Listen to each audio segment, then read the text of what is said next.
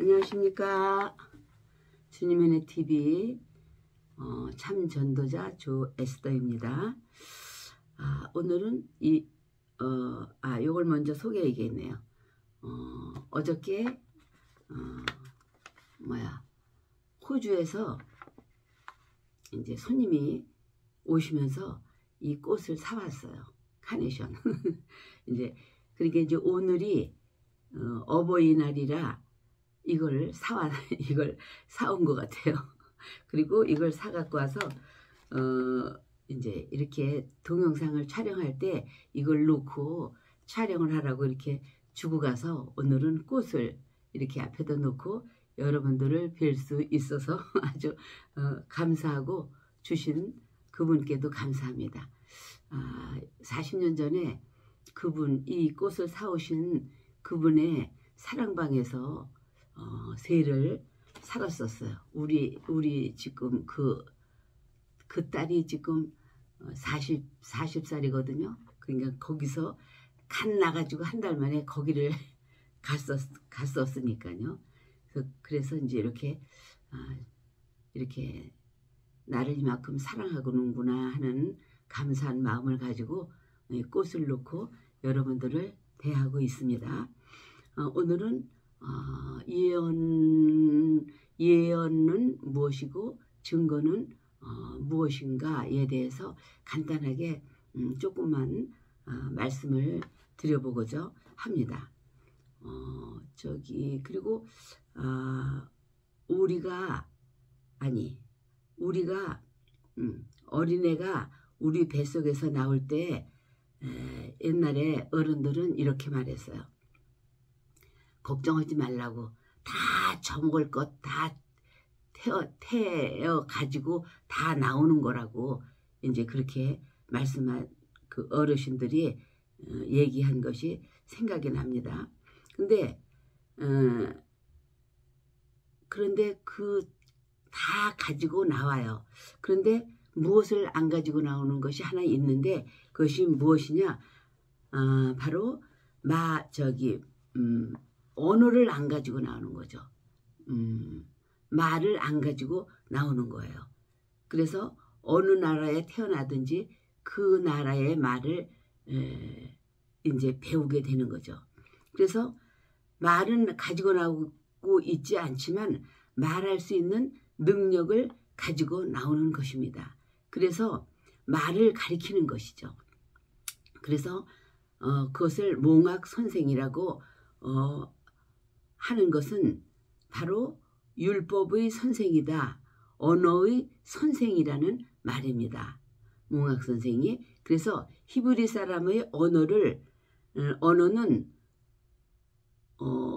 노래로 가리키고 있어요. 그래서 음악 선생이라고도 합니다. 또 그들의 언어는 바로 율법입니다. 그래서 율법 선생이다라고도 말하고 있고 어머니가 아기들을 데리고 소근소근 가리키는 것이 잡된 말이 아니라 율법을 가리키는 것이라고 배웠습니다. 곧 그 율법이 언어요, 그 율법이 노래요.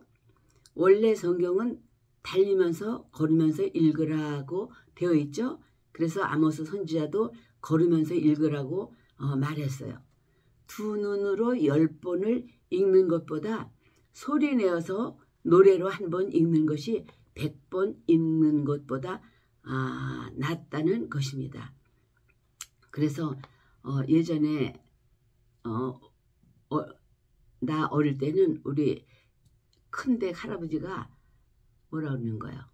쉽게 말하면 글빵 선생님, 그걸 또 다른 말이 있는데 그 한문 한자를 가리키는 선생님을 하셨는데 그 큰댁에 그때 가보면 또 지나가면서 봐도 그 읽는 한자를 배우는 학생들이 이제 많이 와서 공부를 할 때 들어오면 노래로 하잖아요.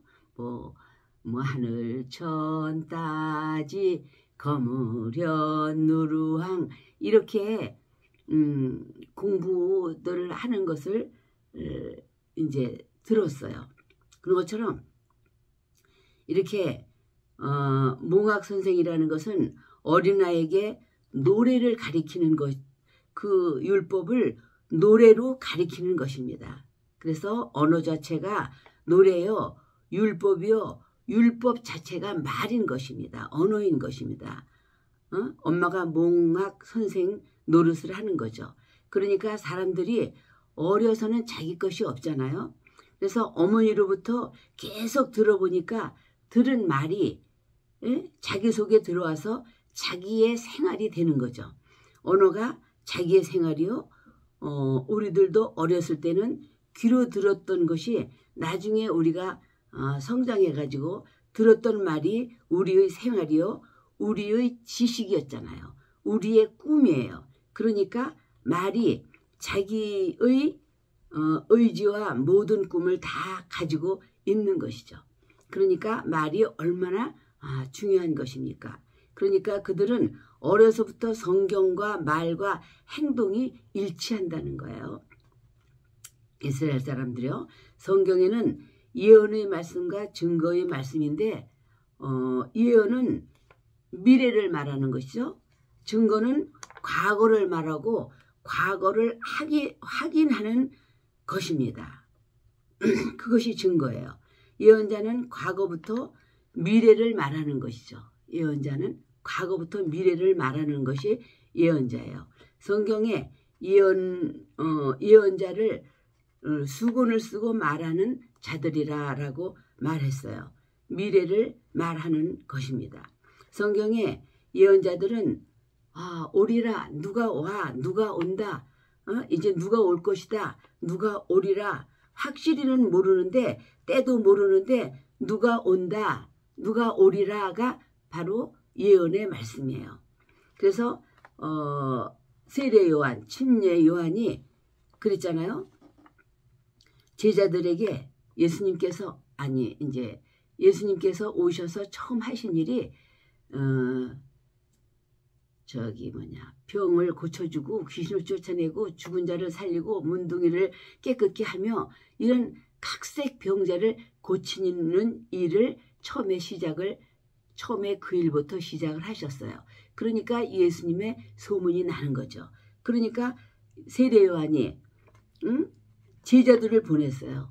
예수님한테 제자들을 보내서 이렇게 말하라고 가서 물으라고 이제 보냈습니다. 오시리가 당신입니까? 구약에 오리라 하신 그분이 바로 당신입니까? 가서 묻고 알아오라고 요한이 제자들을 보냈어요. 그래서 그 제자들이 와서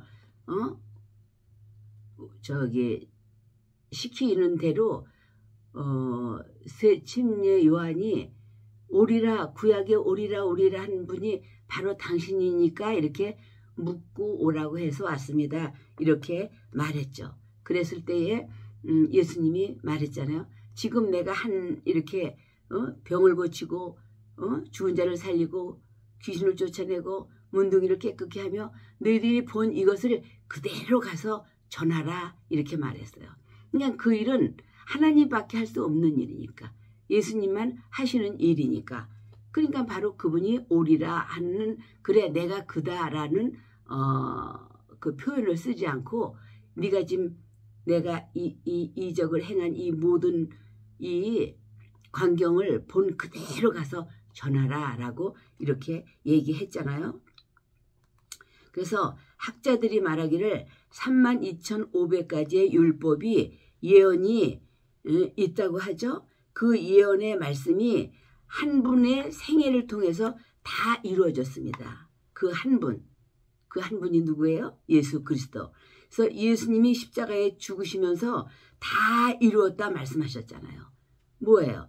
이 예언의 말씀이 오리라 한 그분이 오셔서 그 예언대로 다 이루셨다 이 말이죠. 그래서 구약은 주로 예언을 말씀했고 그런데 또 예언을 한 자가 죽어야 효력이 있는 것입니다.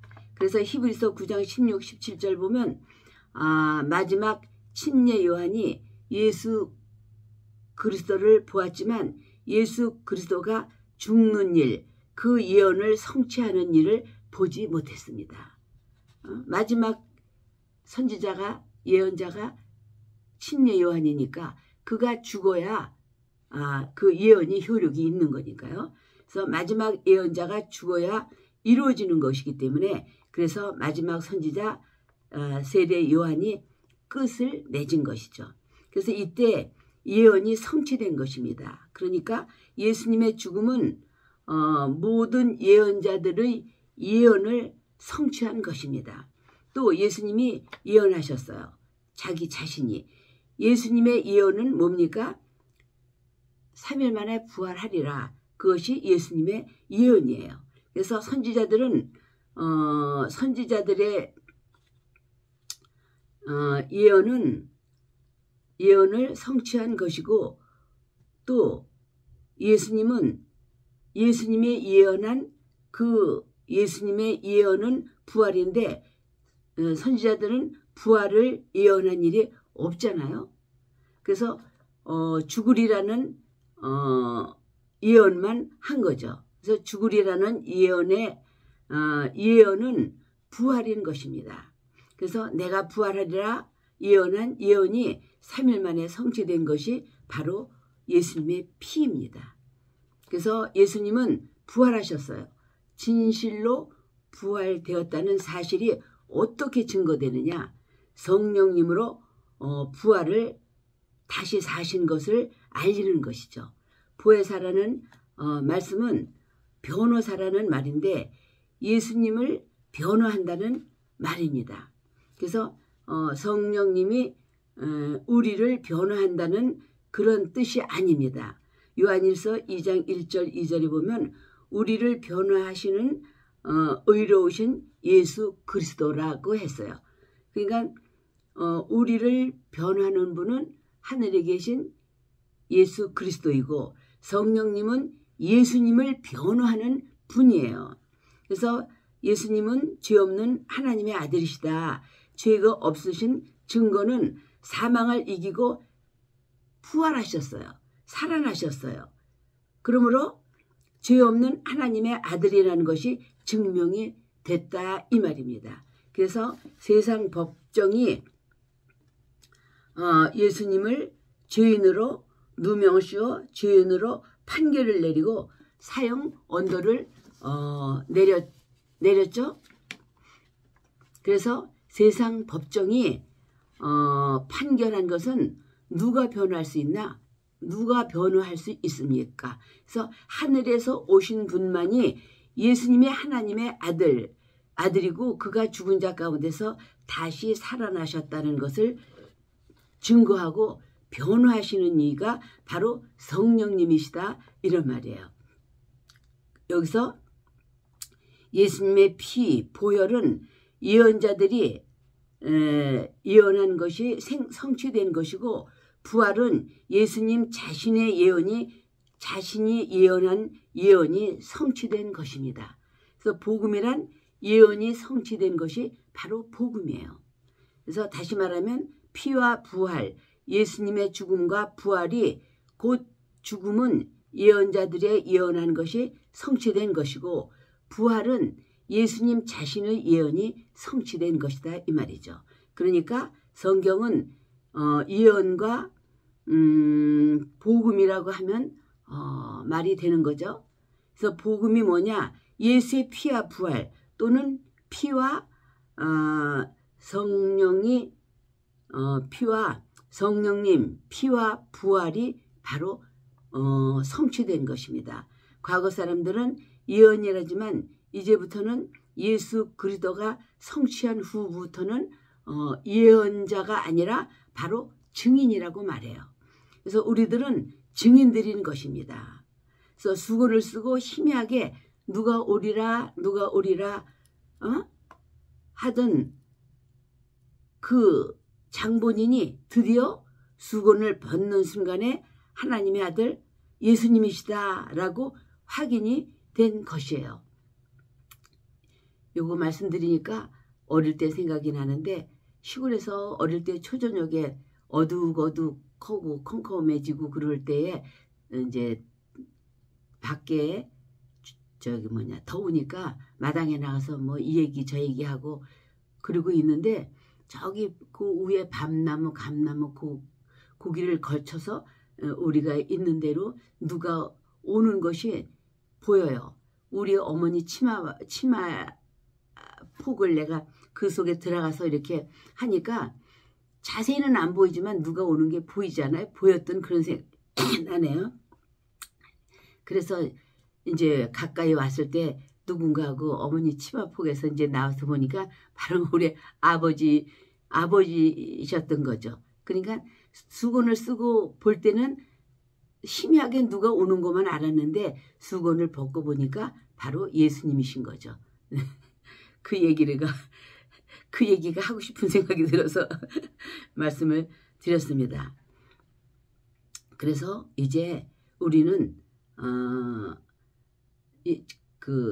지금은 그래서 예언한 자들이 예언한 것이 이제 다 이루어지고 그것을 보고 확인한 우리들은 이제는 증인입니다. 예수의 증인입니다.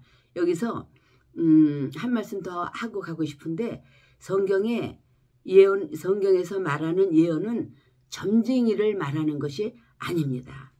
그래서 그렇게 뭐 알아맞추고 뭐 이렇게 하는 그런 점쟁이라고 그런 식으로 옛날에는 하는 사람들도 많이 있었어요. 그래서 그것을 짚고 가고 싶습니다.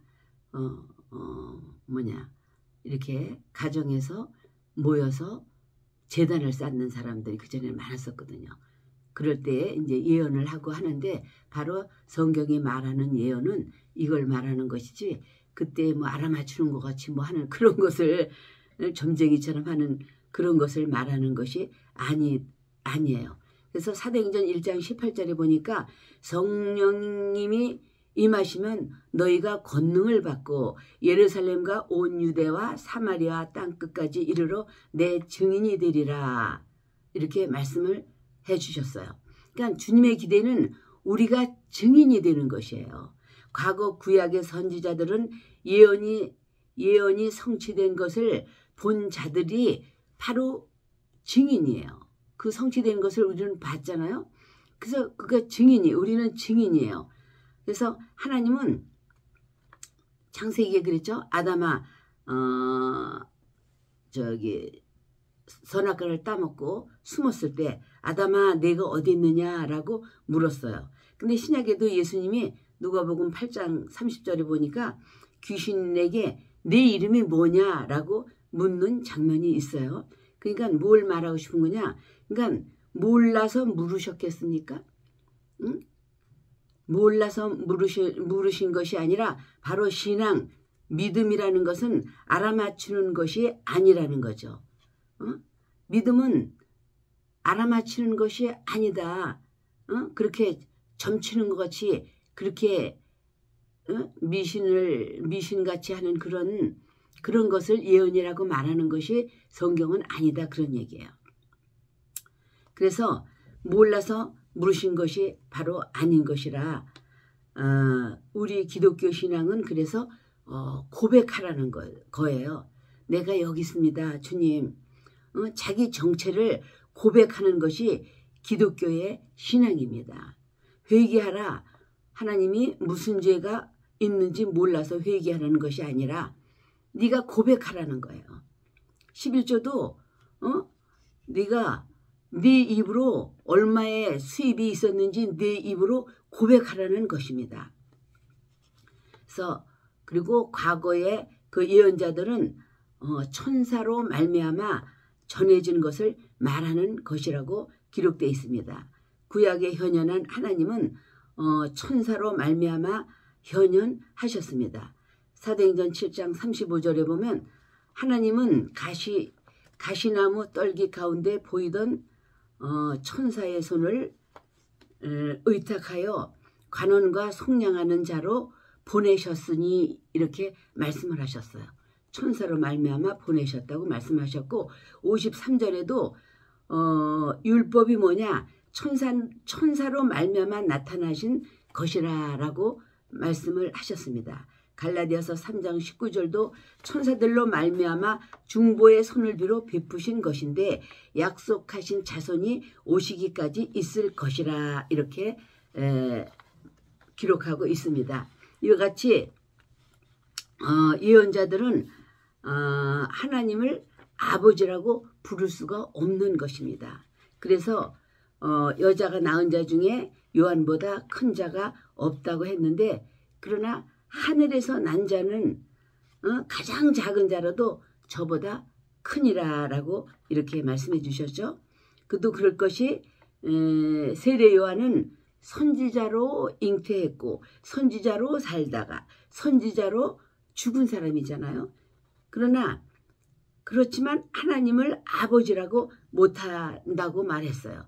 그냥 거듭난 자들은 하나님을 아버지라고 부릅니다. 우리는 거듭난 자들은 하나님 하늘에서 났다 이런 뜻이에요. 그러니까 증인은 누구든지 하나님을 아버지라고 부릅니다. 응? 저들은 절대 법적으로 하나님을 아버지라고 부를 수가 없는 거예요. 법적으로. 나의 백성이라는 말은 종이요. 백성은 임금의 종이니까 그러나 너희는 나의 아들 자녀이기 때문에 하나님을 아버지라고 부른다 이렇게 말씀하셨어요. 증인들은 주님을 직접 본 자잖아요. 그래서 들은 바요, 본 바요, 만져본 바요 라고 했죠. 확인한 바요 이렇게 했어요. 이렇게 말씀하셨어요. 예수 그리스도를 완전히 확인한 것입니다. 눈으로 본 바요, 귀로 들은 바요, 손으로 만져본 바라 말씀하셨어요. 우리 속에 성령님으로 이 사실을 확인하고 있는 것입니다. 그래서 예언자들은 천사들의 지원을 받아서 예언을 했고 증인은 성령님으로 증거하는 자들인 거죠. 그러니까 예언자들과 증인과 얼마나 차이가 큽니까? 그러니까 예수 그리스도는 하늘에 계시기 때문에 성령님이 예수 이름을 갖고 우리 안에 계신 것이죠. 과거 예언자들은 귀신을 쫓지 못했잖아요. 능력은 있었어요. 능력이 힘이라는 말인데 이들은 힘은 있었지만 권세가 없었습니다. 권세라는 말은 임금의 권한 같은 권리를 권세라고 하는데 과거 사람들은 권능은 있었어도 권세가 없었다 이 말이에요. 그러니까 이적은 따랐어도 세상 임금은 사단은 귀신은 제어할 수가 없었던 것이죠. 그래서 천사도 권세가 없었기 때문에 유다서 9절에 마귀와 미가엘이 싸울 때 미가엘이 감히 회방하는 말을 쓰지 못했다라고 기록되어 있습니다. 주께서 너를 꾸짖기를 원하노라 라고 했죠. 그들은 권세 권리가 없기 때문에 사단 마귀 귀신을 제어할 수가 없었던 것입니다. 그런데 우리는 증인이에요. 그래서 예언과 이 증거가 이렇게 구분이 되고 이렇게 다른 것입니다. 그래서 권세 권리 있는 우리는 증인인 것입니다. 우리는 과거를 말하는 것이 아니라 우리는 십자가에 피 흘리시고 사망을 이기시고 부활하신 바로 그 예수님을 증거하고는 우리는 예수님의 증인인 것입니다. 예수 자신의 예언을 성취하신 것입니다. 그래서 예언과 증거가 이렇게 구분해 보면 이렇게 간단하고 이렇게 쉽게 말씀을 정리해서 드린 것 같은데 여러분이 은혜가 되셨는지 모르겠습니다. 그래서 오늘은 여기까지 하겠습니다. 여러분 시청해 주셔서 감사합니다. 구독이 필요합니다. 또 뵙겠습니다.